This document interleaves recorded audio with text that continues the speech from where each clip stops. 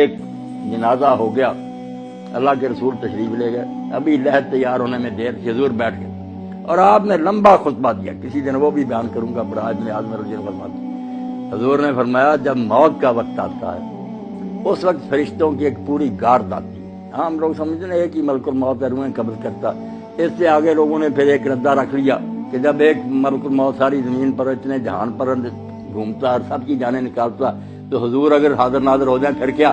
یہ ہمارے دوست کہتے ہیں یہ بات ہی غلط ہے۔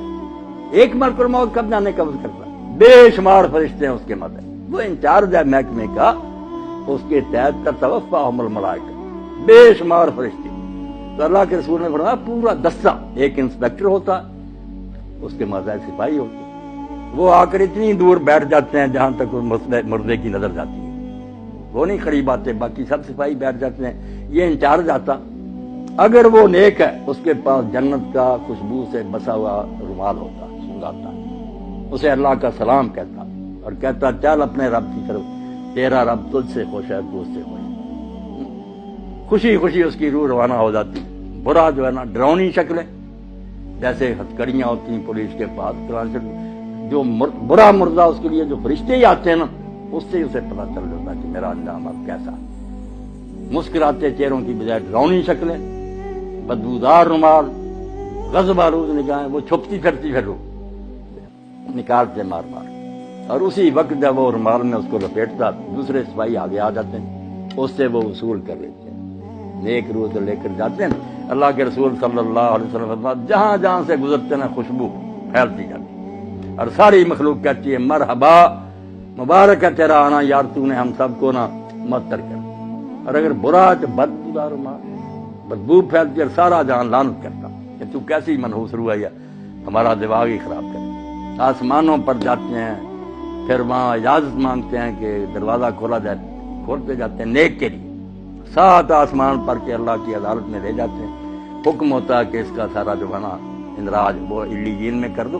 جو علیین سجین مشہور ہے کہ کوئی 2 جگہ جہاں روئے رہتی، غلط بات ہے، علیین سجین صرف آفس ہے، دفتر ہے، وہاں نیک لوگ جو ان کا اندراج ہو جاتا ہے کہ یہ شخص فوت ہو گیا، اس کی پوری کتاب جو زندگی تھی وہ بھی جمع کرا دی جاتی کہ یہ اس کا سارا ریکارڈ ہے۔ دوبارہ حکم ہوتا ہے کہ زمین میں سے میں نے اس کو پیدا کیا، وہیں لے جاؤ، زمین سے دوبارہ اس کو پیدا، وہ روحیں واپس آ جاتی ہیں پھر اسی قبر کی طرف۔ برے کی روح لے کر جاتے ہیں، جب حضور صلی اللہ علیہ وسلم فرمایا اللہ کہتا نہ آسمان کے دروازے نہ کھولو، میرے دربار میں نہ دفع کرو، اس کو گار دو، اس کو 7ویں زمین کے نیچے پھینک دو، وہاں ہی رہ، وہاں سے نکالیں۔ لمبی حدیث ہے جو حضرت سے برائے ابن عازم کہا، نیک لوگوں کی روحیں خوشی میں ہوتی، کیسی پاک زندگی ان کی۔ حدیث پاک میں آتا ہے سنن ابن ماجہ کے، جب اس کو فرشتے آ کر حساب کے لیے کہتے ہیں نا کہ جواب دو ان سوالوں کا، تو منظر دکھایا جاتا ہے سورج غروب ہونے کا۔ جب وہ مردہ ہوش میں آتا ہے اور فرشتوں کے سوالوں کے جواب دینا چاہتا، دیکھتا ہے کہ سورج غروب ہو رہا، عصر کا وقت بھی تنگ ہو گیا، تو وہ کہتا دعونی اصلی، مجھے ذرا مہلت دو میں نماز پڑھ لوں۔ وہ کہتے ہیں اللہ یار تو اسے کیا حساب لینا جس کو اس وقت بھی نماز یاد، مگر یہ حال ان کا ہی ہے نا جو زندگی میں نمازی رہے، جن کو یہاں کبھی خیال ہی نہیں آیا کہ نماز نامی شاید بھی مسلمان کا کوئی کام ہے، انہوں نے وہاں نماز کو کیا یاد کرنا۔ یہ سچا مومن اس وقت کہتا ہے دیکھتے ہوئے کہ سورج جا رہا، تو کہتا ہے یار سوالوں کے جواب دوں گا میں، پہلے مجھے نماز پڑھ، بڑا خوش ہوتے ہیں۔ اور جب سوال کرتے ہیں تیرا رب کون ہے، تیرا دین کیا ہے، تیرا نبی کون ہے، دیتا تو کہتے ہیں ہم پہلے ہی جانتے تھے، اس سے پوچھتے تو نے یہ، اس نے کہا میں اللہ کی کتاب پڑھتا تھا، قرآن سے مجھے سب پتا۔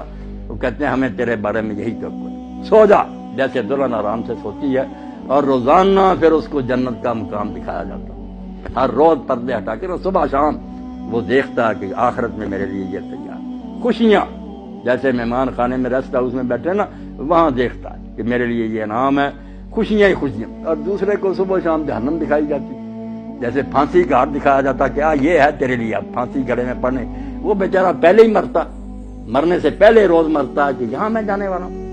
اللہ فرماتا ہے نار یعرضون علیہا غدوا، صبح و شام فرعون اور اس کی جماعت جہنم کے آگے سے گزارے جاتے، وہ دکھائی جاتی۔ اور یوم القیامت یردون الی اشد، جب قیامت کا دن ہوگا سچ مچ داخل ہو جائیں، یعنی مرنے سے پہلے ہی فرشتوں کے شکلوں اور رویوں سے پتہ چل جاتا ہے کہ میرا عشر اب کیا ہے، اور بعد میں جو قبر میں جاتے ہی شروع ہو جاتا یا ایک سوال جو ہم لوگوں کو پریشان کرتا ہے کہ جب یہاں ہی سوال جواب ہوتے ہیں لوگوں کو ثواب عذاب ملنا شروع ہوتا ہے، قیامت میں پھر کیا ہوگا؟ جو کہتے ہیں حساب کتاب قیامت کو ہونا ہے، ادھر آپ بیان کر رہے ہیں کہ سوال جواب ہوتے ہیں اور ثواب و عذاب ہوتا، یہ بھی آپ لوگ سمجھدار ہیں، سمجھنے کی بات ہے، ورنہ پریشانی ہوتی ہے۔ آپ سارے لوگ واقف ہیں اس سے کہ ایک ہے حوالات کہ زیر تفتیش مجرم وہاں رکھے گا، ایک جوڈیشل جیل ہے کہ مقدمہ چلا، فیصلہ سنایا گیا، پھر جس وارڈ میں جانے کے وہ لائق ہے وہ سزا سنا دی گئی، اس کو بھیج دیا۔ جہنم ہے جوڈیشل جیل، پورا مقدمہ سماعت ہو کے کس قسم کا مجرم ہے کہاں بھیجا جائے، یہ قیامت کے دن ہوگا۔ اور یہ جو ہے یہ صرف سرسری بات پر، جیسے پاسپورٹ دیکھا، ویزا دیکھا، چلو ادھر اس کو بھیج، یہ صرف ایسے ہے کہ یہ مہمان خانے میں بیٹھے ہوئے ہیں، خوشیاں منا رہے ہیں کہ آخری دعوت ہمارے لیے یہ ہے، جنت دکھائی جاتی ہے، برے ڈر رہے ہیں۔ اب یہاں یہ بھی سوال پیدا ہوتا ہے کہ ساتھ ساتھ ہی کیوں نہیں معاملہ طے ہو جاتا؟ اللہ تعالیٰ کو سب ابھی فیصلہ کر دے، اس کو جہنم بھیج دے، اس کو جنت۔ یہ کیوں ہے دو مرحلے کے؟ قبر میں صرف سرسری بات پرس ہے، آخرت میں پھر جہنم میں جنت ہے۔ یہ چیزیں آپ چونکہ پڑھے لکھے ہیں اور یہ چیزیں ضرور کی ہیں کہ عقیدہ جو آخرت کا اس کو سمجھا جائے۔ بات اصل میں یہ اور بڑی نازک بات ہے جو قرآن حدیث نے بتائی، توبہ توبہ ہم اس کی طرف دھیان نہیں کرتے کہ نیکی بدی وہ نہیں جو آپ نے مرنے تک کی، کھاتا آپ کا بند نہیں ہوا، آپ مر گئے کھاتا چلتا۔ یہ جب تک یہ کارخانہ سٹاپ نہیں نہ ہوتا، میزان نہیں لگ سکتی کہ میری نیکیاں کہاں کا اپنا اثر دکھایا، میری بری مثالوں نے کتنے لوگوں کو مرا دیا۔ یہ جب قیامت آئے گی نا، اس وقت ہوگا کہ ڈاکٹر صاحب نے کتنے لوگوں کو دین کی طرف رغبت دلائی، ان کی وجہ سے کتنے لوگ دیندار بنے، انہوں نے اپنی اولاد کو، یہ سارا حصہ قیامت کے دن نکلنا۔ اللہ کہتا ہے نکتب ما قدموا وآثارا، ہم وہ بھی لکھتے ہیں جو زندگی میں تم نے آگے بھیج دیا، اور وہ بھی لکھتے ہیں جو فٹ پرنٹس ہے، آپ کے قدموں کے نشان رہ گئے نا، اور لوگ اس پر چل رہے ہیں۔ اس لیے اللہ کے نبی علیہ السلام کی نیکیوں کا آپ اندازہ کریں۔ یہ جو ہم کہتے ہیں نا حضور کو یہ ثواب پہنچانا، یہ بہت بعد میں تنگ ذہن والوں نے نکالا۔ رسول اللہ کو پہنچانا کیا؟ جو نیکی امت کرتی ہے نا، میں نے قرآن پڑھا، نماز پڑھی، روزہ رکھا، ہر ایک امتی کے اس عمل میں سے ایک آپ کے کھاتے میں جا رہا ہے، صحابہ کے جا رہا ہے، اماموں انہوں نے دین ہم تک پہنچایا۔ جو نیکی سکھائے گا، جتنے اس کے بعد جہاں تک وہ چلتی رہے گی اس کو ثواب ملے گا۔ یہ ایسا بینک کا کھاتا ہے جو بند نہیں ہوتا۔ اور برائی بھی اگر آپ نے شروع کر دی کہ اچھا بڑا گاؤں تھا، آپ نے کوئی لڑکی اغوا کر رہی، کوئی قتل کر دیا، دشمنیاں ہو گئیں، آگے خون خرابے قیامت تک چل رہے ہیں، تو آپ کو ایسا نہیں ملنا۔ اگر ہٹلر نے جنگ عظیم لگا دی اور ساری مہنگائی ہوگی، دنیا مر گئی، تو اس کو ثواب مل سکتی ہے دنیا میں؟ کون سی عدالت تھی؟ اس کے پاس کتنی زندگیاں تھی کہ اس کو بار بار ایک ایک کے بدلے مرا، لاکھوں تو انسان مرے ہیں۔ اب قیامت کا دن چونکہ وہاں بار بار زندہ ہونا، بار بار مرنا، یہ عدالت نے سنا، اس کو اتنی بار پھانسی دی ہے۔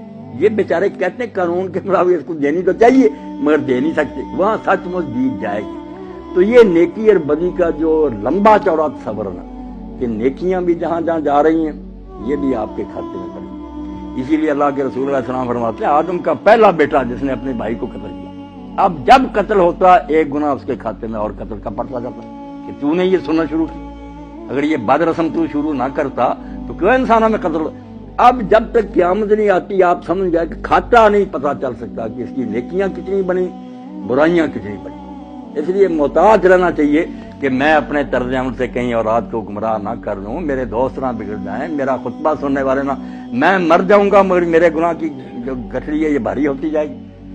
کوشش کروں کہ میں اچھی مثال قائم کروں تاکہ اس پر لوگ چلیں، تو میرے مرنے کے بعد بھی وہ ثواب مجھے پہنچتا رہے۔ اس لیے اس کے سوا کوئی چارہ نہیں کہ جاتے وقت صرف سرسری کاغذات دیکھے جائیں، ان کو مہمان خانے میں ٹھہرا دیا جائے، ان کو حوالات میں بند کر دیا جائے، اور انتظار کرے آخری عدالت کا کہ جب آخری عدالت آئے گی پھر ہاتھ پاؤں بولیں گے، فرشتے گواہی دیں گے، زمین بولے گی، سارا تیرے نیکی بڑی کا کچا چٹھا آ جائے گا، جنت دوزخ کا فیصلہ اس وقت ہوگا۔ اور جنت دوزخ بھی کوئی ایک نہیں۔ اب جنت کا نبی علیہ السلام نے فرمایا کہ تم سمجھو بس جنت میں چلے ایک برابر ہے، وہاں 100 درجہ ہے جنت۔